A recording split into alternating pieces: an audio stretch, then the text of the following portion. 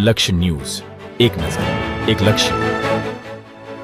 આજે ચૈત્ર વદ વરુથીની એકાદશીના પવન દિવસે યાત્રાધામ કરનાળી કુબેર ભંડારી ખાતે દર્ભાવતી ડભોઈના ધારાસભ્ય શૈલેષ મહેતા તેમજ ગુજરાત બ્રહ્મ જાગૃતિ મંચ પ્રમુખ મીનાબેન મહેતાએ કુબેર દાદાની પૂજા, અભિષેક અને આરતી કરી હતી.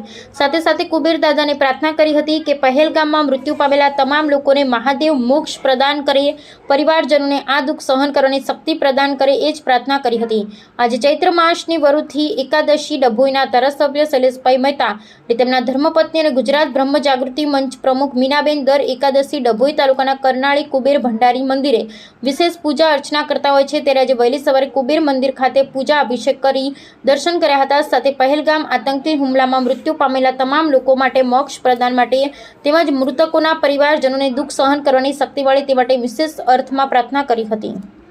આજે ચૈત્રવદ એકાદશી, વર્ષોની એકાદશી તરીકે પણ આજે ઓળખવામાં આવે છે.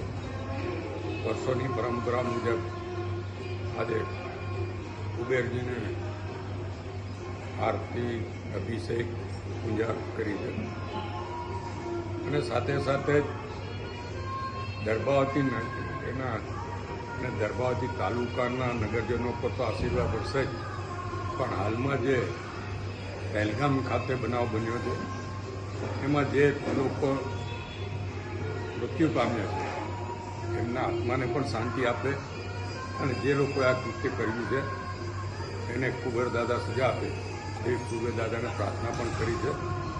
આપના મારફત પણ પહેલગામના તમામ જે પરિવારોએ પોતાનો આધાર ગુમાવ્યો છે એમની પ્રત્યે સંવેદના વ્યક્ત કરું છું. જે લોકો ઇજાગ્રસ્ત થયા છે એમને જલ્દીથી સારા થાય એવી કુબેર દાદાને પ્રાર્થના કરું છું અને આવા તત્વો સામે કડકમાં કડક પગલાં સરકાર લેશે એવી અપેક્ષા રાખું છું. જય કુબેર.